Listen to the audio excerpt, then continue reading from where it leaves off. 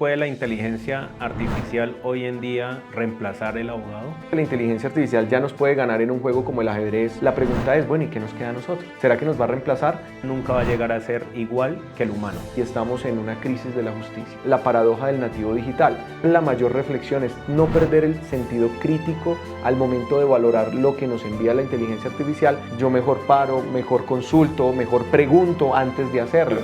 Y no, primero lo hago y después pregunto.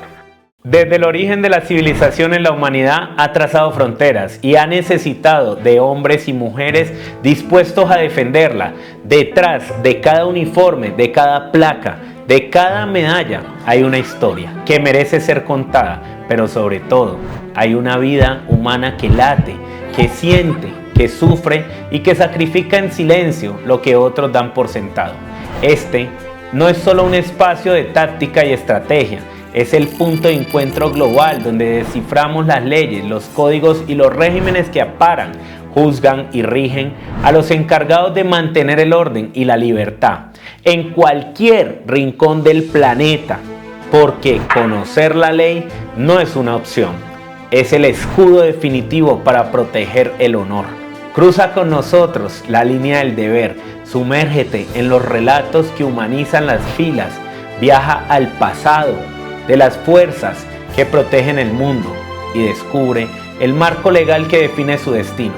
Estás entrando en estos momentos a un capítulo de historia, vidas y leyes militares y de policías podcast.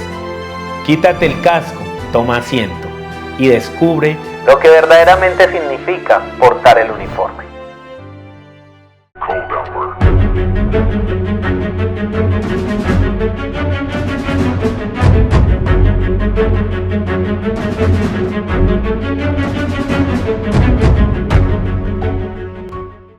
A todo ello, y teniendo en cuenta, Cristian, que usted es el escritor y autor, además del libro de Derecho Disciplinario Interactivo, nos encontramos en una era muy digital, donde hay teléfonos inteligentes. Hoy casi que todos los procedimientos, digamos, están sujetos a grabaciones. Entonces, mira que hay procedimientos policiales, órdenes de comandantes en las diferentes bases militares. Entendiendo esta era digital, Cristian, ¿cómo se ha cambiado el uso de la prueba en video y audio en el derecho disciplinario militar y policial, teniendo en cuenta que hoy en día un video de TikTok o un mensaje de WhatsApp puede salvar o hundir a un uniformado? Digamos, más aún cuando vemos que se han hecho virales videos donde la fuerza pública se ha visto inmersa en ediciones que a veces están o mal editados o tergiversan la información, tergiversan el comportamiento de militares o de policías que muchas veces realizan esos procedimientos bien, o en otros casos también se puede dar que efectivamente están haciendo uso indebido de la mala autoridad y el mal, de pronto, la mala potestad que le da al Estado con el uso de las armas y del uniforme. Entonces, ¿cómo esto puede impactar y cómo se puede usar hoy en día las herramientas inteligentes para el manejo o el recurso de la defensa en el derecho disciplinario? Claro que sí. Bueno, hay un autor que me gusta mucho y se los recomiendo a toda tu audiencia, que es Yuval Noah Harari. Harari tiene un libro que se llama De animales a dioses, y es cómo la humanidad ha venido evolucionando a través del tiempo.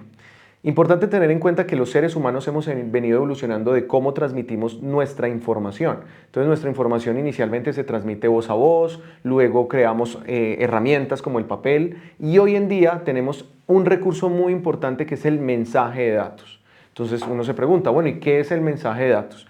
Allí en Colombia vamos a traer una ley que es un poco vieja, que es del 99, la ley 527 del 99, que nos define qué es un mensaje de datos. Entonces un mensaje de datos es toda información que se genera, se almacena, se guarda, se envía, se transmite a través de medios electrónicos. Listo. Mensaje de datos como una conversación en WhatsApp con alguien. Yo te envío un mensaje y la persona lo recibe, o le envío un correo electrónico, la persona lo recibe. Esto es un mensaje de datos. El Código General del Proceso, la Ley 1564 de 2012, prevé cuáles son los tipos de documentos. Es decir, uno generalmente cuando le hablan de un documento, uno dice, pues un documento es este libro, esto es un papel, o un documento es un memorando, un documento es un oficio, y un documento pueden ser muchas cosas. Pueden ser, esta videograbación es un documento, una lápida es un documento, un mensaje de datos es un documento, una fotografía es un documento, terminan siendo una amplia gama de documentos. Bien, entonces el reto allí, como tú bien lo planteas, es cómo se valoran esos documentos y cómo se aportan y cuáles son los retos con esos nuevos documentos, porque ya ahora no es tanto, es que yo le conté a tal persona, sino es que esto quedó grabado, quedó en una conversación de WhatsApp, quedó en un correo electrónico, es que hubo un video íntimo y lo compartimos a través de redes sociales, o estábamos en una operación militar y yo me grabé como militar y dije, hola, ¿cómo están? Aquí estamos en el monte, en tal parte, estamos aquí haciendo un sancocho con mis compañeros y resulta que está revelando coordenadas, está revelando el sitio donde están en un operativo, ¿sí? Eso se puede presentar para este tipo de fugas. Entonces los retos están, uno, en que el manejo de las redes sociales y el manejo de los dispositivos debe ser muy responsable, claramente porque bajo ese manto de la relación especial de sujeción debemos ser más cuidadosos al manejo de nuestras redes sociales. Y lo segundo es que cuando esos mensajes de datos, esos documentos se van a aportar dentro de un proceso es cómo los vamos a valorar, cómo la autoridad va a valorar una conversación en WhatsApp que está probando un acoso sexual o un acoso laboral, o está probando una situación que se fugó una información reservada que era de inteligencia militar y la filtraron a través de un mensaje de WhatsApp. Bien, entonces todos esos mensajes, de acuerdo, hay un artículo, el artículo 247 del Código General del Proceso, nos dice, los mensajes de datos serán valorados de la misma manera en que se fueron almacenados, reproducidos en el mismo medio como yo lo pueda reproducir. Es decir, si yo te reenvío a ti un mensaje de WhatsApp, está en el mismo medio en que fue creado, es decir, el WhatsApp. Si yo te envío un correo electrónico a través de un Hotmail, un Gmail, estamos generando un mismo escenario, ¿sí? Es el mismo dispositivo electrónico y el mismo software que almacena ese tipo de mensajes. Pero ¿qué pasa cuando yo tengo ahí la conversación en WhatsApp y yo lo que hago es tomarle un pantallazo? Ese pantallazo genera un documento nuevo, es decir, un documento diferente al que estaba originalmente puesto allí. Pero ese documento nuevo, que es ese pantallazo, que técnicamente se llama captura de interfaz de usuario, cuando yo le tomo el pantallazo, ¿será que ese pierde valor probatorio? Entonces la respuesta es no. O sea, ese se puede aportar como documento, sin embargo, se pierden algo que se llaman los metadatos. ¿Qué son los metadatos? Cuando yo toco este libro y yo lo miro aquí en papel, nosotros aquí podemos observar metadatos. ¿Cuáles metadatos? Venga, es que aquí tiene un pliegue, es que tiene una huella digital, pero si yo le mando una foto a alguien, yo te la envío, esa fotografía pierde los metadatos, no se ve el relieve, no se ve la huella digital. Lo mismo sucede con los mensajes. Cuando yo te envío un correo, yo puedo observar cuándo fue generado el correo, cuándo fue almacenado, a quiénes se le ha reenviado y demás. Pero cuando yo tomo la captura de pantalla, un pantallazo, y yo lo imprimo fuera de eso se va perdiendo, se pierden los metadatos. Sin embargo, no quiere decir que eso pierda valor probatorio. Entonces, en resumen, tanto los mensajes de datos enviados o transmitidos en el medio original como el pantallazo son documentos. Como tal, siendo documentos, la persona, si a mí me aducen, por ejemplo, una conversación de WhatsApp en un proceso y yo nunca conversé o esa conversación está editada o adulterada, yo puedo tachar y desconocer esa conversación. Yo puedo decir, autoridad, yo no era quien estaba hablando, o esto sí lo dije, pero aquí borraron unos mensajes estratégicos o esa comunicación está adulterada. Eso quiere decir que yo puedo tachar, puedo oponerme a esa documentación. Entonces, eso es un tip importante para quien le están diciendo, mire, es que usted está acosando laboralmente a tal persona o acosó sexualmente a tal persona. Entonces, yo puedo ejercer mi derecho a la defensa y decir, yo no fui, o esto se manipuló, o quizás sí fui, porque también puede pasar. Bien, entonces, se valoran como documentos. Otro tip importante, cuando ofrezca dudas ese mensaje de datos, podemos acudir a la prueba pericial. Yo puedo decirle a un perito, solicitarle a la autoridad, por favor, nombre un perito para efectos de que verifique que esta comunicación efectivamente fue dada. Porque finalmente cuando yo envío una comunicación, yo te envío a ti un mensaje de datos, una conversación en WhatsApp, te envío un video, la presunción de intimidad se pierde, porque fácilmente el aplicativo puede replicar ese video a muchas personas. Si tú me envías un video, yo lo puedo enviar, como hace tiempos que compartían cadenas, compartes todo a 10 personas y se te hará el milagro. Entonces las personas repartían y enviaban eso. Lo mismo hoy con videos, con conversaciones y demás. Entonces la presunción de intimidad se pierde en las redes sociales. Entonces yo puedo reenviar fácilmente, por eso uno es el llamado a ser muy responsables y más siendo de las fuerzas con temas que tengan que ver con el uniforme. O sea, cuando yo me grabo con el uniforme haciendo alguna actividad o en algo que esté por fuera del servicio, cuidarnos mucho con eso. Además, temas de participación en política, que es que yo me voy a grabar y estoy participando y estoy ayudando inclusive con el uniforme o sin el uniforme, pero que yo esté promoviendo temas políticos, cuidarnos con eso, cuidarnos con fotografías por ahí que no sean adecuadas. Y cuando ya estemos dentro de un proceso, entonces nos van a aportar una prueba como esas, nosotros tener en cuenta que no es verdad sabida directamente que la prueba como llegó, entonces yo ya me tengo que quedar quieto. No, tengo derechos sobre los cuales yo puedo decir, autoridad, por favor, este documento yo lo desconozco, este documento está adulterado, por lo tanto lo tacho de falso y por lo tanto nombre un perito para que pueda corroborar si esto es verídico o no, y con eso quizás es la prueba reina del proceso y con eso puedo quitarle a ese proceso la prueba que lo fundaba y tendrá que entonces llevarse a un archivo. En ese entendido, Cristian, ¿cómo está ayudando hoy la inteligencia artificial a los abogados, entendiendo que, digamos, se puede hacer uso de ellas, de estas herramientas tecnológicas? Sin embargo, ¿cómo el abogado puede utilizar estas herramientas para crear una mejor defensa? Esto es una pregunta muy actual. Estamos en la era de la inteligencia artificial, cuarta revolución industrial, donde cuando veíamos las revoluciones industriales anteriores, la primera, la segunda y la tercera, suplían la tecnología a las capacidades físicas del ser humano.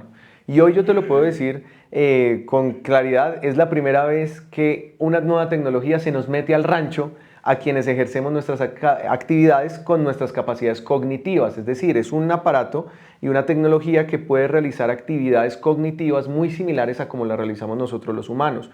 Y en esto es el propio manejo del lenguaje nuestro, es decir, es una máquina que se apropia de nuestro lenguaje. Ahora bien, apropiándose del lenguaje, ¿cómo podemos utilizarla? Hoy en día la inteligencia artificial generativa, que es muy nueva, es muy reciente, es decir, la generativa inicia y se abre al mercado, digamos que para que las personas la puedan utilizar de manera libre a partir del mes de noviembre de 2022, cuando OpenAI lanza ChatGPT 3.5. A partir de ahí causa una revolución. Entonces ahí es donde nosotros podemos decir como abogados, bueno, está bien, veo inteligencia artificial, veo que hay un ChatGPT, veo que hay un Copilot, veo que hay un Grok, que hay cantidad de aplicativos. ¿Qué me puede ayudar esto? Como esas herramientas tienen la posibilidad de procesar lenguaje natural y haciendo un procesamiento de gran escala, yo te lo voy a poner así con datos. Nosotros, tú y yo y todos los que estamos acá con tu equipo, tenemos alrededor de 70.000 pensamientos al día, 70.000. Mientras que una inteligencia artificial para procesar una sola respuesta procesa más de 175.000 millones de parámetros. Eso quiere decir que puede tener gran cantidad de datos y correlacionar mayores patrones y correlaciones para una sola respuesta. Entonces un abogado claramente se podrá apoyar de ello. ¿Para qué? Para 4 factores, yo lo he resumido entre los abogados, 4 factores importantes. Generadores de texto, nos puede apoyar para generar texto, para mejorar escritos, para resumir y demás. El segundo para generar imágenes también, informes. El tercero para transcripción y grabación de audiencias, por ejemplo en nuestras audiencias nos las puede transcribir, nos puede generar informes.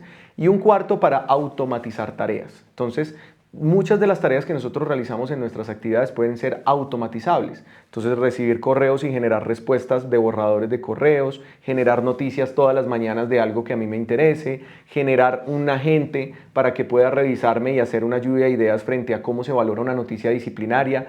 Entre otras cosas, cuáles podrían ser las pruebas a practicar frente a un tema, si yo tengo todo un testimonio, cuáles podrían ser las falacias, las inconsistencias de un testigo.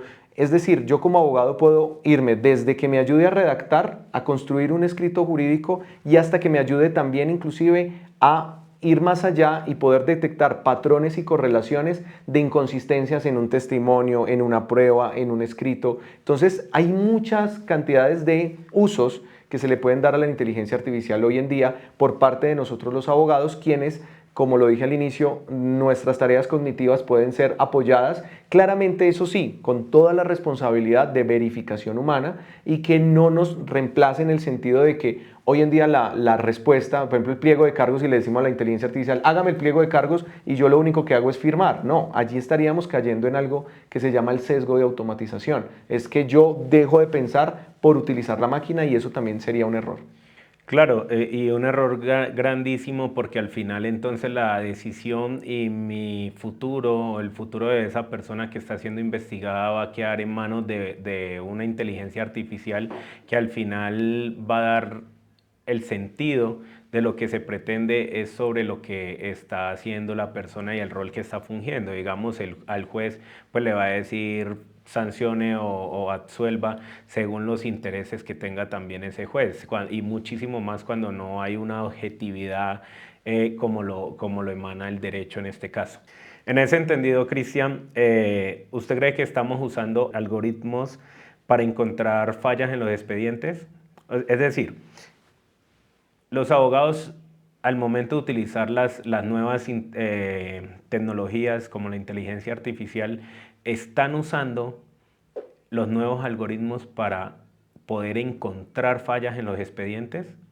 Claro que sí, claro, esta es una de las ventajas que tiene la inteligencia artificial y dentro inclusive de la igualdad de armas que hablábamos ahora, hoy en día utilizar la inteligencia artificial será una ventaja competitiva, pero a la vuelta de la esquina ya será una supervivencia competitiva, es decir, quien no la esté utilizando va quedando por fuera.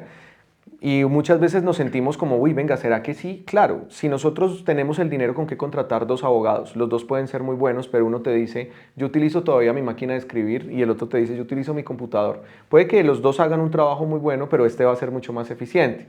Te va a encontrar jurisprudencia, te va a encontrar, va a navegar en la web, va a encontrar mayor información, mientras que el otro puede demorarse una semana a lo que el otro le puede tardar medio día. Lo mismo va a pasar con la inteligencia artificial. Es decir, yo puedo entrar a un proceso y puedo detectar, puedo hacer escritos muy buenos, puedo detectar cuáles son los errores de la contraparte, del mismo juez, hacer un análisis al detalle de cualquier circunstancia. Sobre esto claramente hay que aprender a utilizarla, porque ese es uno de los grandes retos. Cuando yo no me gano nada, compararme, viene un tren y pararme con una pancarta y decirle yo prohíbo la inteligencia artificial porque el tren me va a pasar y me va a arrollar. Yo lo que tengo que hacer es subirme al tren y mirar hacia dónde lo voy a conducir, si acelero, si disminuyo, si tomo un camino. ¿Cuál es el camino actual para todos los abogados? Debemos utilizarla y sobre eso hay una sentencia de la Corte Constitucional, la sentencia T323 de 2024, que nos advierte si la pueden utilizar, pero cuidado con los riesgos. Yo esto lo traigo en el libro de Inteligencia Artificial, un artículo que escribí que se llama El derecho a una decisión no artificial, y tú lo planteabas. Es el hecho de que hoy en día una decisión disciplinaria o penal, sancionatoria, no se le puede delegar únicamente a la inteligencia artificial. Es una herramienta de apoyo y como una herramienta apremia algo que se llama la perspectiva del uso dual. ¿Qué es la perspectiva del uso dual? Cualquier herramienta, desde este vaso de vidrio, yo puedo utilizarlo para servirme el agua y tomármelo y súper bien, o puedo tirárselo a alguien y ¡pum! Y partir la cabeza, ¿sí? Entonces es una herramienta. ¿Para qué? Para servir. Lo mismo el fuego. Entonces el fuego, quien dominó el fuego, inclusive hay una lectura muy bonita que dice, cuando pudimos dominar el fuego, pudimos voltear a mirar las estrellas, porque pasamos de modo supervivencia a un modo donde ya utilizábamos el fuego para calentar los alimentos, para sobrevivir, pero quizás el que dominaba el fuego ya podía quemarle la casa al vecino. Entonces lo mismo pasa con la inteligencia artificial. Podemos utilizarla de manera adecuada para mejorar nuestros procesos, para buscar más en detalle la información, para que nos genere nuevas perspectivas frente a una búsqueda de algo, para que también detecte nuestros sesgos. Nosotros como seres humanos tenemos sesgos al momento de analizar un proceso y tú me lo comentabas ahora, venga, quizás esta autoridad puede estar sesgada y puede ir en contra de una persona, pero si yo utilizo la inteligencia artificial que nos conoce también porque está hecha ahora y semejanza de nosotros, es decir, nosotros, imagen y semejanza, se parece a nosotros porque está alimentada con nuestros datos, pues ella también conocerá nuestras debilidades, nuestros sesgos, nuestra forma de pensar y podrá detectar, como tú bien lo dices, abogados que puedan decir, mire, inteligencia artificial, ¿qué tal le parece esta sentencia? Ah, no, tiene estas falencias. Ayer hicimos un ejercicio muy interesante con los estudiantes y hicimos un prompt, un agente para valorar actos administrativos. Qué pena, Cristian, que le interrumpa. Claro que sí. ¿Qué es un prompt en inteligencia artificial? Porque, digamos, yo de pronto entiendo, pero es importante que nuestros oyentes entiendan qué es un prompt al momento de usar, digamos, herramientas como ChatGPT o Gemini o Copilot, bueno, las diversas herramientas que existen hoy en día. ¿Qué es un prompt y cuál fue el ejercicio que finalmente salió de ese escenario académico? Perfecto, muy oportuno, totalmente. Un prompt es una instrucción. Es la instrucción que yo le doy a la inteligencia artificial. Es decir, un prompt, quienes hayan interactuado con la inteligencia artificial o por ejemplo con WhatsApp, ustedes han visto que cuando yo escribo algo en WhatsApp es un mensaje que yo escribo y se envía. Lo que hacemos allí es como si fuese un chatbot al cual yo le doy una instrucción para que ella me genere una respuesta. Entonces el prompt es una instrucción que yo le doy. Yo le digo, resúmeme este texto, búscame esta jurisprudencia, por favor realízame un poema, por favor recomiéndame un restaurante. Eso es el prompt y el prompt también tiene una instrucción, tiene una estructura. ¿Cuál es la estructura que yo recomiendo? La fórmula RECATE. La fórmula RECATE es R-C-A-T-E. ¿Qué quiere decir ello? El prompt también no solamente se estructura como pregúntele de manera libre, sino entre mejor sea la pregunta, mejor va a ser la respuesta. Entonces el prompt mínimamente, lo más básico que debe tener es un rol. Yo le debo decir a la inteligencia artificial cómo se debe comportar. Debo también tener un contexto. Venga, ¿cuál es el marco que debe tener en cuenta? Venga, es que es un proceso en militar. Ah, bueno, entonces mire la ley 1862. Ah, miremos la Constitución Política de Colombia. Darle un contexto para que la IA, tal como cuando nosotros contratamos a alguien para que trabaje con nosotros, le decimos, mire, esta es la visión y la misión de nuestra empresa. Ese es el contexto. Hacia dónde va y dónde se tiene que ubicar. De ahí viene la tarea. Entonces la tarea, voy a decirle, mire, esta es la actividad que va a realizar, esto es lo que tiene que hacer, todo el marco y esto también precedido de una acción. Entonces, venga, resuma, opine, conceptúe, diagnostique, prescriba, cualquier tipo de acción. Entonces yo le voy a decir a la inteligencia artificial, por poner un ejemplo, actúa como un abogado, revisa esta investigación disciplinaria, resume la noticia y luego genérame un concepto de cuáles podrían ser las falencias de esta noticia. Esto y el final es la E, que es la entrega. Esto me lo puedes generar en un formato en Word o entrégamelo en una tabla comparativa. Entonces miren que tiene una estructura al preguntarse. Es como cuando el genio de la lámpara aparece y nosotros tenemos los deseos para pedirle. Entonces, entre más detallado sea el deseo, mucho mejor va a quedar. Pero si yo le digo simplemente yo quiero ser millonario, ¿millonario en qué? ¿O de qué forma? ¿O cuándo? ¿Cómo? ¿Con qué? ¿En qué contexto? Entonces, ser muy específico, eso nos va a dar una calidad de respuesta. Entonces, ya teniendo claridad qué es el prompt, que es la instrucción, lo que hicimos ayer fue crear una instrucción muy estructurada a la inteligencia artificial de un revisor de actos administrativos. Entonces le dijimos a la inteligencia artificial, mira, tú debes actuar como un revisor experto en actos administrativos. Tu tarea va a ser revisar un acto administrativo y detectar cuáles son las falencias, si está bien justificado, si estuvo sustentado, si tiene una correlación, si está bien argumentado y varias instrucciones. Y también hay un tema que importantísimo es las restricciones. Por favor, no vayas a inventar información. Por favor, de las fuentes que consultes, sé riguroso. Revísalas 2 veces antes de traerlas. ¿Sí? Unas instrucciones. Hagamos de cuenta tal cual cuando vamos a contratar a una persona para que trabaje con nosotros, le damos esa instrucción. Y buscamos un acto administrativo al azar. En Google lo buscamos, acto administrativo tal y lo puse. Un acto administrativo ya firmado por una entidad del orden nacional y cuando la pusimos, la inteligencia artificial al final dijo, yo no recomendaría firmar este acto administrativo, imagínate. Y nos dio todas las razones. Entonces, claramente es una herramienta que puede no ser definitiva, es decir, yo no puedo decir, ah, sí, tienes la razón, no, pero es como cuando yo tengo un tema que resolver en mi oficina, un caso complejo, por ejemplo, y yo llamo a un amigo que es experto en el tema y le digo, ve, hombre, yo tengo esta idea, ¿usted cómo lo ve? Y él dirá, no, mire, yo lo veo por este lado, por este. Puede que esa opinión yo la contraste y diga, tiene razón, o puede que yo diga, venga, esto me apoyó para mejorar, o puede que yo diga, no estoy de acuerdo. Lo mismo pasa con la IA. La IA es un apoyo, es una herramienta que nos provee de una información de nivel de doctorado, porque no es una información básica, es una información muy estructurada y hoy en día con los nuevos modelos que se están empleando, que son modelos de razonamiento que tienen capacidades altísimas, nos pueden generar respuestas muy adecuadas. Entonces un abogado puede realizar muchas tareas y puede acompañarse, o un disciplinado, o un servidor público en general, apoyarse de muchas cosas que nos proporciona la inteligencia artificial hoy en día. Algo que todo el mundo quisiera saber, entonces, ¿puede la inteligencia artificial hoy en día reemplazar el abogado? Ay, esa pregunta me encanta. Hoy, 18 de julio, porque siempre en inteligencia artificial hay que hablar de días, o sea, porque mañana todo cambia. Sí, Entonces, sí. hoy, 18 de julio, todavía no. O sea, para ciertas tareas que son automatizables, sí. ¿Por qué no, Cristian? Bueno, cuando nosotros empezamos a trabajar con inteligencia artificial y cuando vemos que la inteligencia artificial ya nos puede ganar en un juego como el ajedrez, nos puede ganar en cualquier videojuego, puede redactar más rápido y mucho mejor que nosotros, puede sintetizar información correlacionando patrones mucho mejor que lo hacemos nosotros y crece de manera exponencial, inclusive ya la inteligencia se mejora a sí misma. La pregunta es, bueno, ¿y qué nos queda a nosotros? Que esa es la pregunta que tú haces. ¿Será que nos va a reemplazar?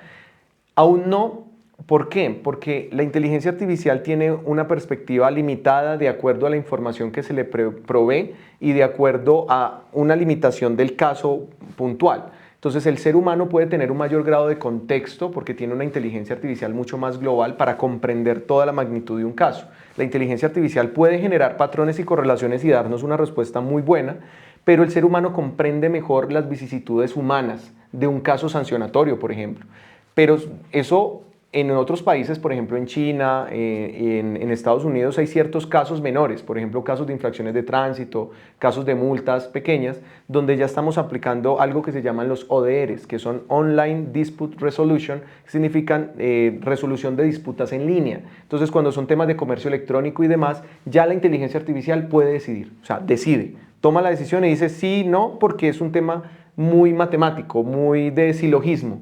Entonces, mientras que en nuestro caso los procesos sancionatorios tienen muchas variables. Entonces, variables desde el punto de vista de la víctima, desde las pruebas, desde el contexto propio de la entidad, de cómo se mueve, desde nuestro contexto jurídico, que finalmente la IA sí se está acercando mucho a darnos pautas muy buenas, pero pienso yo que el ser humano todavía tiene un papel preponderante para poder revisar esa información, contrastarla y emitir una decisión basada en la justicia y en la verdad, porque esto es importante también marcar la diferencia.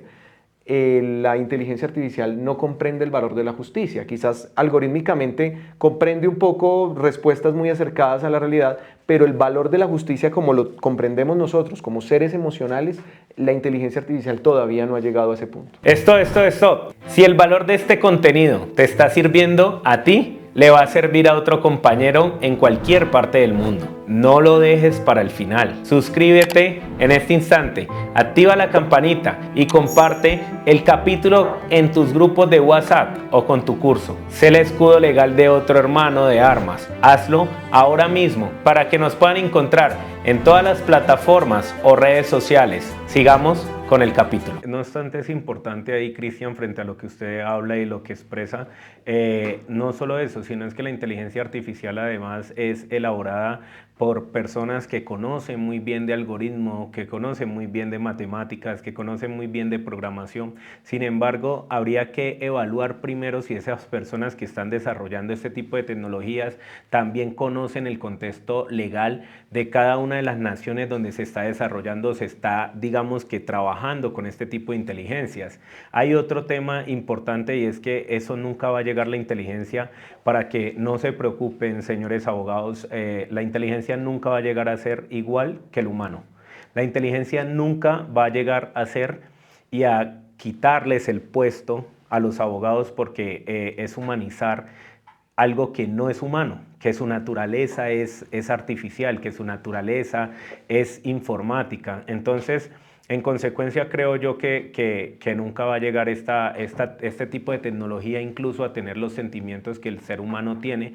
Y entendamos que el derecho también es muy de contextos y esos contextos muchas veces, si bien es cierto, se le puede crear o se le puede generar en el prompt a ese tipo de inteligencias, hay situaciones que no las comprende este tipo de tecnologías o este tipo de inteligencias, y es como ejemplo para que nuestros oyentes puedan entender cuando una persona comete cierto tipo de delito, sea militar o sea policía, comete cierto tipo de delito en defensa propia.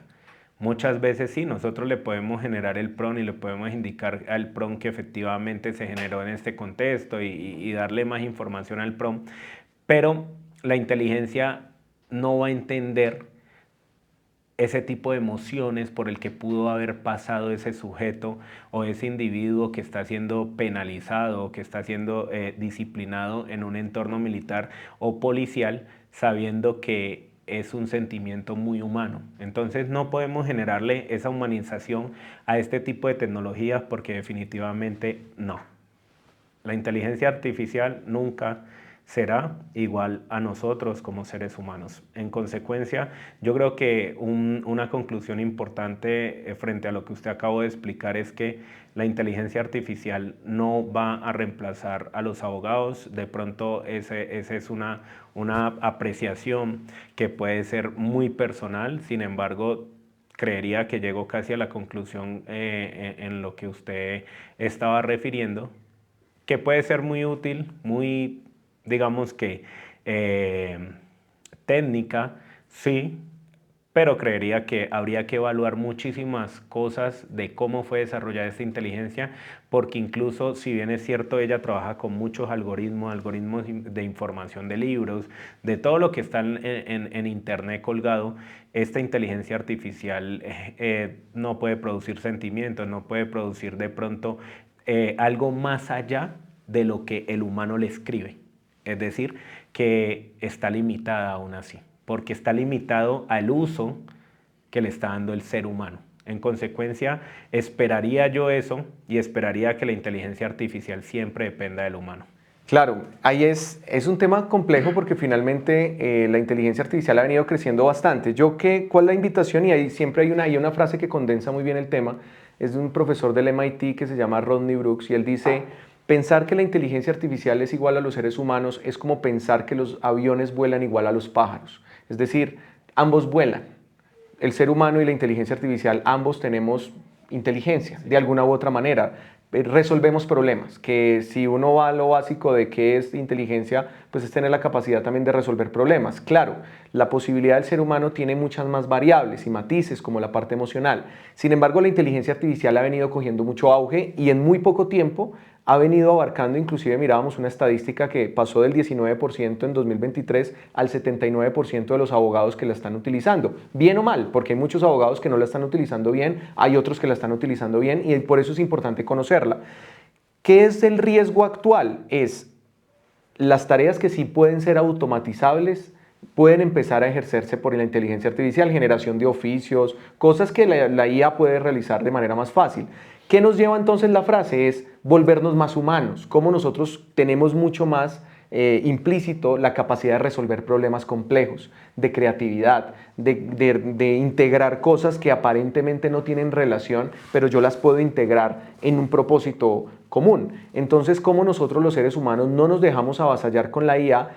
Y además, cuando hacemos un mal uso, cuando yo ya empiezo a utilizar la IA y yo ya digo esto es verdad sabida y yo ya no vuelvo a consultar un texto, no me leo un libro, sino que ChatGPT es el que me lo está diciendo, inclusive en colegios, y los jóvenes tienen ese gran reto donde ya inclusive le dicen a los papás: ah, no, papá, es que yo no le creo a usted porque ya ChatGPT me dijo que era otra cosa, ¿sí? Entonces, claro, empezamos a mostrar a ChatGPT con un sesgo de autoridad tan grande que yo ya digo, nada, ni siquiera un libro va a ser tan importante como lo que me genera la IA, y esto es un riesgo muy grande. Por eso hay algo que escribí en ámbito jurídico que se llama la paradoja del nativo digital. ¿Qué quiere decir ello? Muchos de nosotros que estamos antes y después de la creación de la inteligencia artificial vemos a la IA como un gran riesgo y decimos: no, pero es que los jóvenes que son nativos digitales tienen una gran ventaja, y resulta que no. ¿Por qué? Porque el joven, muchos de los jóvenes, hay otros que sí, pero hay otros que no, están tomando únicamente las respuestas de la inteligencia artificial como única fuente de información. Nosotros sí tenemos una variedad que es, venga, nos gusta el libro, leemos un libro, leemos otro, contrastamos, no tragamos entero. Y esa es la mayor reflexión, es no perder el sentido crítico al momento de valorar lo que nos envía la inteligencia artificial, porque recordemos, es cómo se use. Entonces puede que yo la esté utilizando inadecuadamente y las respuestas también van a ser inadecuadas, y quizás esto lo estoy tomando y lo estoy poniendo en un texto y se lo envío a un juez, y el juez puede decir, venga, ¿y usted de dónde sacó que Jorge Celedón era el magistrado ponente? Y uno dice, ah, juepucha, ¿cómo así que yo puse eso? Y me pueden resultar sancionando. Yo no puedo el día de mañana decirle al juez, juez, culpa exclusiva de la máquina. No, soy yo quien pone mi firma, quien respondo por ese resultado de la IA. ¿Ves viable que en unos años las oficinas de control disciplinario de las diferentes fuerzas militares y de la policía, de la fuerza policial a nivel mundial, empiecen a utilizar software de IA para poder realizar estos pliegos de cargo de forma masiva y automatizada? Porque siendo así, ¿dónde queda entonces ese análisis humano? Claro, que lo utilicen como una herramienta, claramente que será viable, y eso es un camino que es inexorable, es decir, para allá vamos. La rama judicial en este momento está empezando a entregar las licencias de Microsoft, de Copilot, a los diferentes despachos para efectos de que empleen la inteligencia artificial. Claro, entregar una licencia no garantiza que se vaya a utilizar en debida manera. También hay que capacitarnos y conocer y comprender cuáles son sus alcances y parametrizarla bien para que pueda tener esa IA al momento de dar una respuesta, tener todas las variables posibles. Entonces, eso es un camino que va a llegar necesariamente a que nuestros despachos estén apalancándose con inteligencia artificial.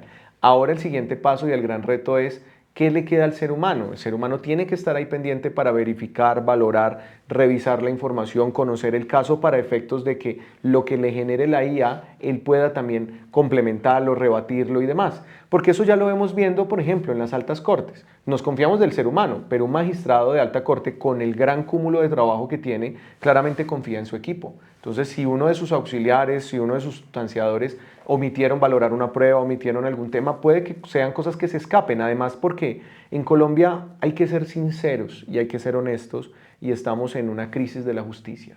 Colombia actualmente presenta un retraso casi que, por ejemplo, en la jurisdicción contencioso administrativa, procesos de 15, 20 años no se justifican.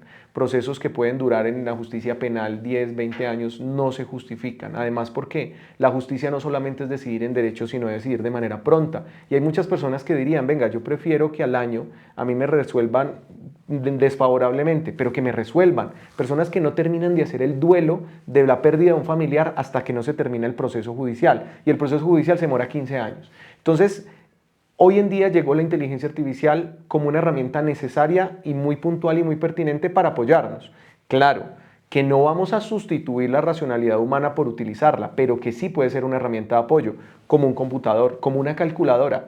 Inclusive a veces vemos que somos como aversivos a la tecnología y decimos, no, yo no la voy a emplear, a los diferentes medios. Y mira que Sócrates, gran filósofo griego, Sócrates no se conoció porque haya escrito un libro, él no escribió libros. Nosotros conocimos a Sócrates fue por Platón. Platón escribió acerca de su maestro, y Sócrates tenía la premisa de que era un sacrilegio para la memoria escribir un libro, porque cuando se escribían y se plasmaban los argumentos en un libro, era como darle una forma de llevar la memoria a otra parte y yo quizás relajarme más. Y vemos que los libros es un desarrollo importante. La imprenta en 1440, Gutenberg pudo democratizar la información. Hoy con la web tenemos acceso a esto.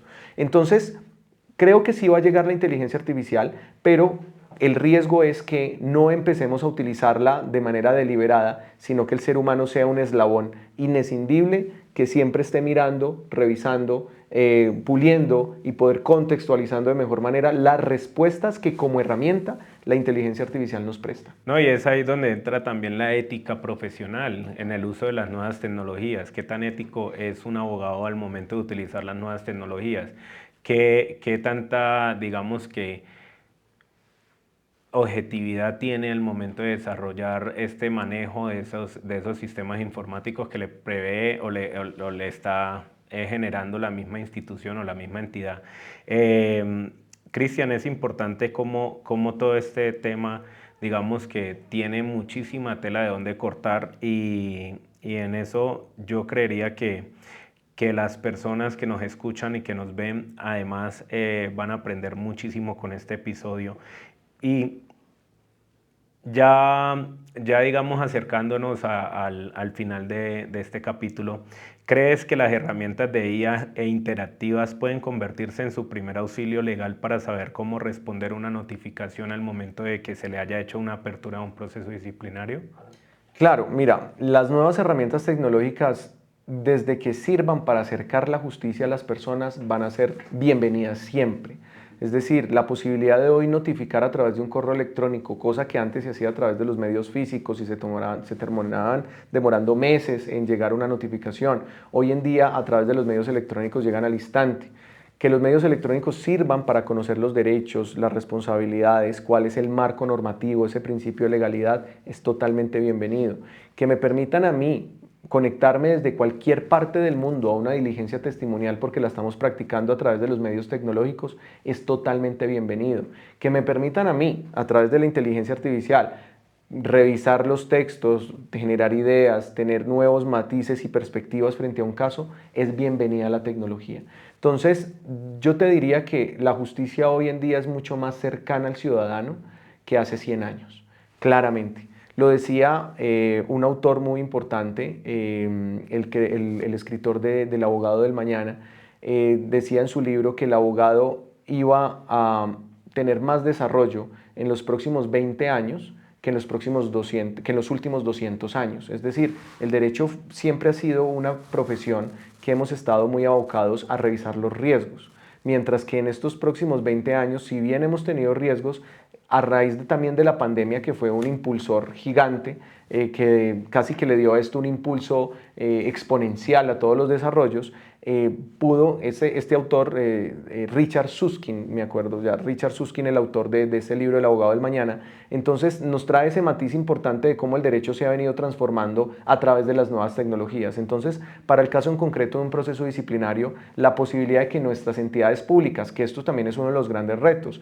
hoy en día tenemos una brecha digital grandísima, casi que el 40% de las zonas del país no tienen acceso a lo básico que es el Internet. Entonces, a veces uno va y dice, es que vamos a hablar de inteligencia artificial, pero las personas dicen en zonas apartadas, venga, pero no, ni siquiera tengo internet. Entonces, primero resolvamos temas de conectividad en las regiones, busquemos cómo acercamos a la web a todas estas personas y luego llevémosles inteligencia artificial. Y esto se logra no legislando desde acá, desde Bogotá, únicamente conociendo este contexto limitado, sino conociendo el contexto de las regiones, qué necesitan, qué infraestructura tienen, cómo se pueden conectar bien, cuáles son sus condiciones laborales, para efectos de que se acerquen mejor y las nuevas tecnologías realmente ser un apoyo. Y creo que este apoyo lo logran no solamente conectando las poblaciones regionales en Colombia, sino a nivel mundial, porque digamos, desde la persona que nos ve desde Perú, desde Ecuador, desde Bolivia, nos pueden ver desde regiones que son muy apartadas, donde ni siquiera la tecnología todavía de pronto se puede desarrollar por las carencias que tienen con respecto a los sistemas informáticos y a la conectividad. Entonces es importante que todos los gobiernos a nivel global puedan desarrollar esta cobertura y democratizar más el uso de las IA a nivel, digamos que mundial, para poder que las personas realmente empiecen a conocer un poco de estas herramientas y con ello puedan también expandir un poco más el conocimiento, siempre y cuando obviamente se manejen las diferentes tecnologías de una manera acertada y de una manera que te permita y que les permita a ustedes y a nosotros poder transformar la sociedad, porque sin educación pues efectivamente las sociedades no progresan ni avanzan. Cristian, ¿qué hacer cuando, y muchas personas que nos ven se preguntarían qué hacer cuando la persona o el superior que me está investigando es el mismo que tiene el problema con uno? ¿Qué puedo hacer yo si ese superior que me hace la apertura de investigación es con quien yo tengo el problema? Claro que sí, mira que ahorita hablábamos del tema, es acerca de los límites de la imparcialidad objetiva y la imparcialidad subjetiva. ¿Qué es la imparcialidad? Es yo estar desprovisto y no tener interés en la decisión, en la resulta de la decisión. Entonces, para poder proteger esa imparcialidad subjetiva, están unas causales legales que están tanto dentro de nuestros códigos disciplinarios como también dentro de la misma Ley 1437 de 2011, que es el Código de Procedimiento Administrativo y de lo Contencioso Administrativo. ¿Qué son esas causales? Las causales de impedimento y recusación. Entonces, lo que buscan esas causales es que esa persona que al parecer tiene un interés directo en la resulta del proceso, que puede convertirse en juez y parte, porque finalmente él es el testigo y fuera de eso también es la autoridad, que no tenga injerencia en ese proceso y en la decisión que va a tomar. Las causales de impedimento y recusación son claras y se dice, mire, la autoridad disciplinaria que tenga algún interés, sea porque hay un familiar involucrado, sea porque conoció del caso, sea porque tiene un interés frente al mismo, tiene un enemigo, un amigo íntimo, entre otras causales, deberá apartarse del caso. Entonces, sea yo porque como autoridad diga, yo me voy a declarar impedido porque no quiero conocer del caso porque puedo tener un interés allí, o sea porque también uno de los sujetos procesales le diga, solicito la recusación, la persona del procedimiento es, él dice primero si acepta o no la recusación, él puede decir, sí le acepto la recusación, o él puede decir, no se la acepto, pero se la envía a su superior. Y el superior decide si ese funcionario se le debe apartar del proceso y nombrar un ad hoc, es decir, otra persona que sea quien lleve el proceso y no tenga ninguna injerencia en el proceso. Pero frente a eso, digamos, ¿qué hacer entonces cuando se ha recusado el funcionario que es el competente y este funcionario no declara su impedimento, en consecuencia no acepta la recusación y se eleva al superior jerárquico siguiente, pero es él mismo quien va a resolver porque es este mismo funcionario el asesor legal de ese superior jerárquico? Ahí sí podría ser grave porque finalmente no se está garantizando esa doble revisión. O sea, lo que se presume es que si yo recuso a alguien y esa persona niega la recusación, se le envía a otra persona que esté desprovista totalmente de interés acá, a un superior, para que pueda decidir. Si en el marco de esa tramitología se observa que hay una situación que no garantiza la imparcialidad, recordemos que un derecho fundamental es el debido proceso, yo tendré acceso a la tutela. Lo segundo es que podría acceder a la medida de que haya un control preferente por parte de la Procuraduría. Pero los mecanismos jurídicos ahí están a la mano, tanto internamente dentro de la misma entidad a través de sus impedimentos y recusaciones, como también acudiendo a otros organismos externos que nos puedan dar una garantía para ese procesado. Cristian, es muy importante todo lo que nos ha hablado y todo lo que hemos aprendido en este capítulo con usted. Primero que todo, quiero darle las gracias antes de que me resuelva o de que deje un mensaje final y quiero que le dé a la audiencia este mensaje final y es que en un consejo que les pueda dar a todos los militares y policías a nivel mundial, cómo este derecho o el derecho disciplinario realmente no lo podemos ver o el objetivo es que no lo veamos como ese derecho que nos viene a destruir la carrera, sino que efectivamente vean ese derecho como algo, un instrumento, una herramienta para definitivamente tener una administración pública más justa, más transparente y más al servicio de toda la sociedad para que haya un Estado, independiente de dónde nos estén viendo, haya un Estado más, digamos que un poco más correcto. Entonces, me gustaría que le diera a todos esos soldados oficiales, suboficiales y personal de patrulleros y personal del escalafón o de la fuerza policial, que le dieras un consejo que desde cualquier parte del rincón y del mundo les pueda servir. Bueno, querido Joval, bueno, y agradecerte muchísimo por la invitación. De verdad que para mí fue un espacio muy valioso donde el tiempo se nos ha ido volando. De verdad que sí, y ha sido bastante provechoso. Lo primero que yo les diría, y se lo digo a todas las personas, independientemente si son servidores públicas o no, es siempre conserven esas ganas de aprender algo nuevo. O sea, quienes somos eternos aprendices, siempre vamos a tener cosas por las cuales nosotros podamos encontrar un foco, una luz, una nueva alternativa para aprender, para conocer y para garantizar esos derechos propios. Entonces, ser aprendices. No escatimen en un libro, no escatimen en un podcast, algo que los retroalimente, menos entretenimiento del general, del de Netflix, del de otras cosas que chévere, también hay que hacerlo, pero mermarle un poco y más conocimiento que nos nutra, que nos sirva. Esto es algo clave. Lo segundo es, para tener un mejor país, conozcamos muy bien el propósito de nuestra función pública.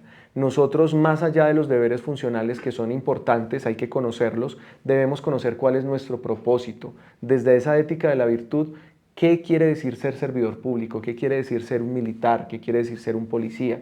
Y seguro que cuando tenemos bien esa comprensión de que estamos volcados al servicio de la comunidad, que estamos haciendo las cosas de manera ética, de manera adecuada, esto va a llevar por sentado el cumplimiento de los deberes funcionales, porque casi que yo voy a saber la importancia de ser servidor público y ya cuando me lleven a hacer algo quizás indebido dentro de la norma, pues voy a decirle no, porque mi propósito es este. Privilegia el interés general, privilegia la forma adecuada de hacer las cosas. Lo tercero es revisar ahí sí los deberes.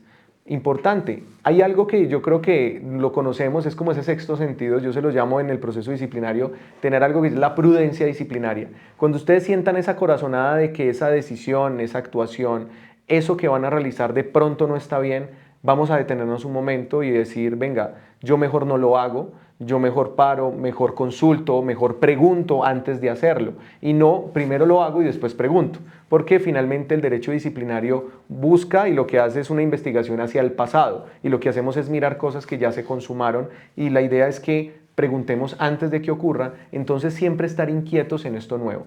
Y también aprovechar los mecanismos tecnológicos que tenemos, todos estos podcasts que de verdad te agradezco y resalto muchísimo ese valor académico como persona y esa forma que le estás aportando a toda la comunidad y a toda tu audiencia, porque seguro que eso va a servir y el mensaje, que quede 1 o 2 mensajes de todo el contenido que vas generando, seguro que va a ser muy valioso para todos. Entonces ese sería como mi mensaje para toda la gran audiencia que te acompaña. Cristian, le agradezco mucho a ustedes, importantísimo que nos hayan visto el día de hoy, agradecemos mucho por la atención y esperamos poder volver a tenerlo en alguna otra ocasión. Le invitamos a ver un capítulo más y a que nos dejen sus comentarios, que nos dejen todas las dudas y que también nos escriban desde donde nos ven. Muchísimas gracias y esto es Historia, Vida y Leyes Militares y de Policías Podcast. Cada vez que apagamos los micrófonos en este estudio, una nueva historia comienza. En las calles, en las bases, en las fronteras del mundo. Pero este canal no es nuestro, este canal es tuyo. Es la casa global de quienes entienden el verdadero peso de portar un uniforme. Si las historias que escuchaste hoy movieron algo en ti, o si las leyes que descubrimos te dieron esa claridad que estabas buscando, haz que esta red crezca. Suscríbete ahora mismo y activa la campana de notificaciones. No dejes que el algoritmo decida cuándo te vas a educar. Toma el control y sé el primero en enterarte cuando el nuevo capítulo salga a la luz. Regálanos tu like.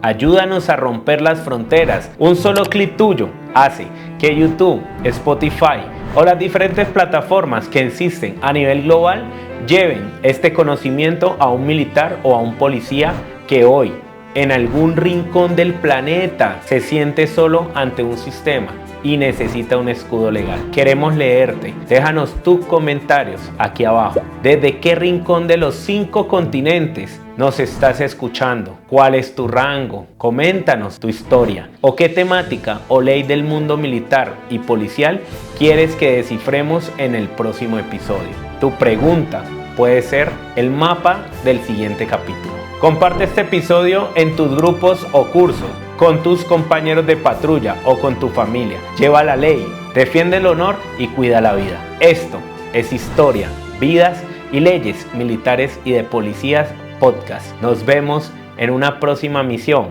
Firmeza y hasta pronto.